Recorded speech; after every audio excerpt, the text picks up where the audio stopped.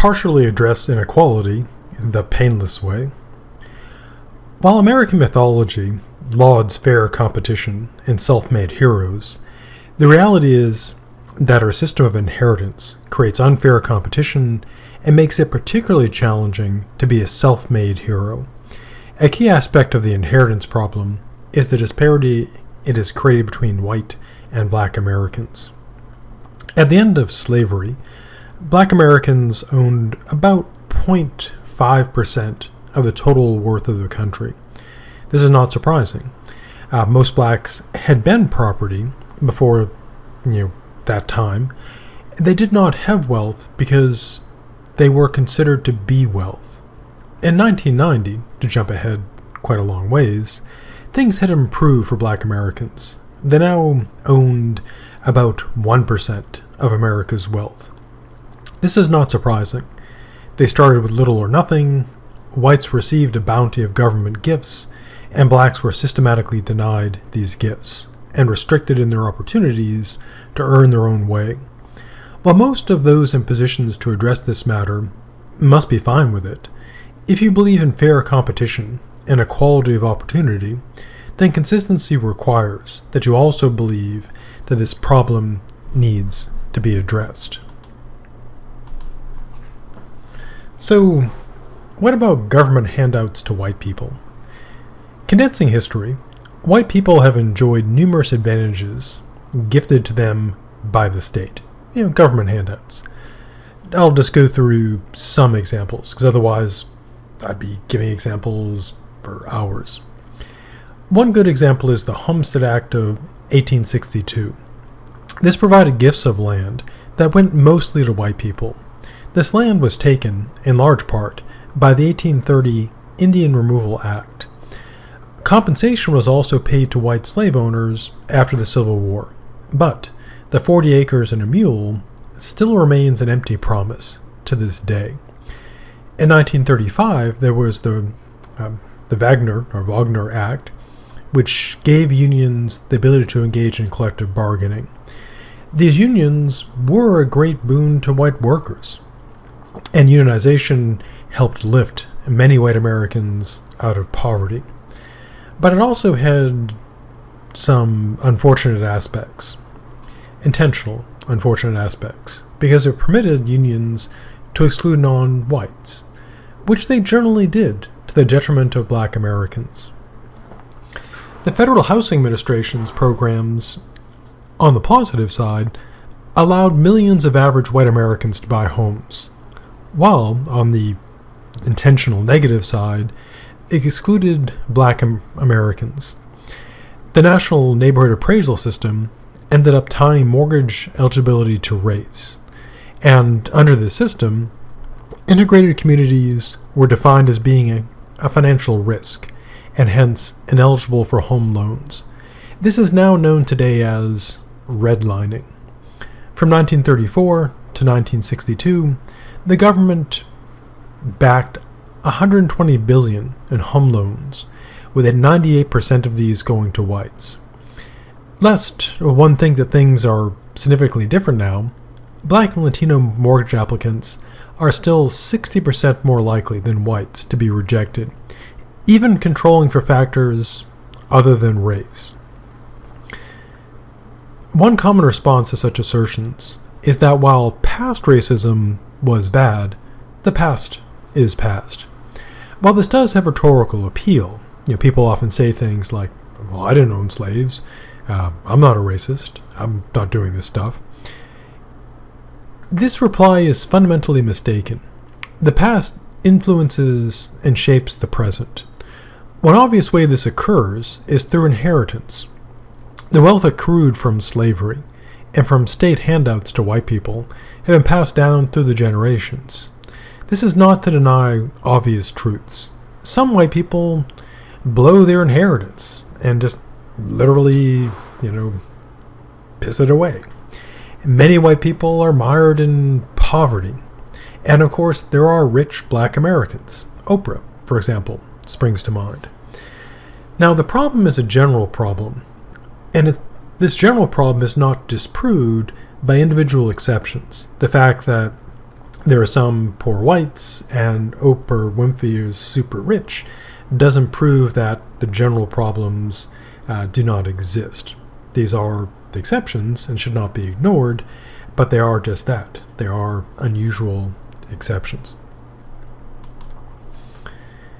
Now, because of these policies and prejudices of the past, a representative white family today has, on average, about 8 times the assets of a representative African American family today.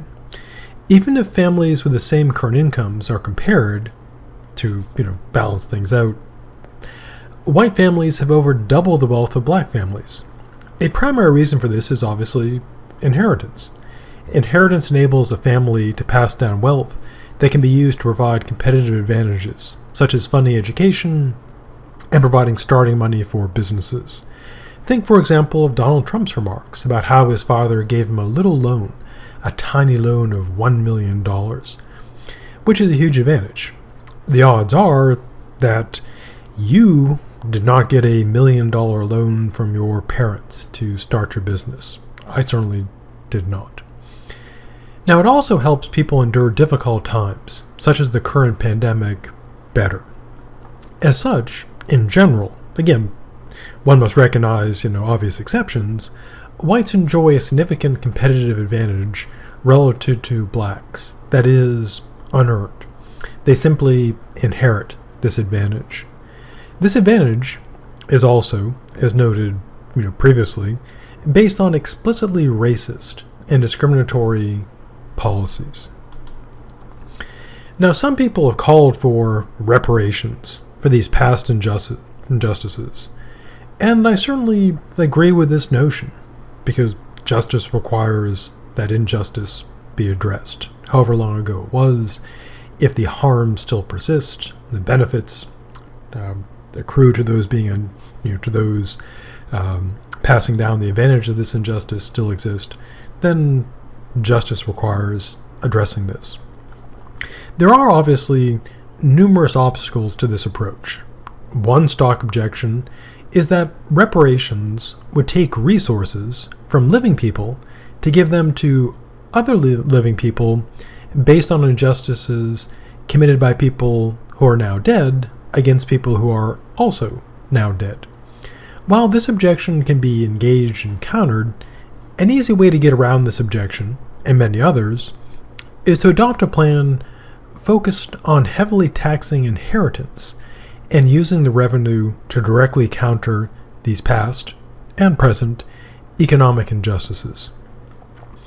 To win over consistent conservatives, the resources should be used to enhance the fair competition they claim to believe in.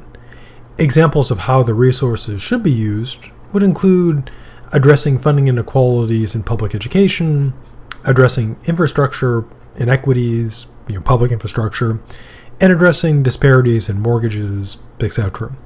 That is, providing people with a fair start so they can compete in the beloved free market as claimed by conservatives.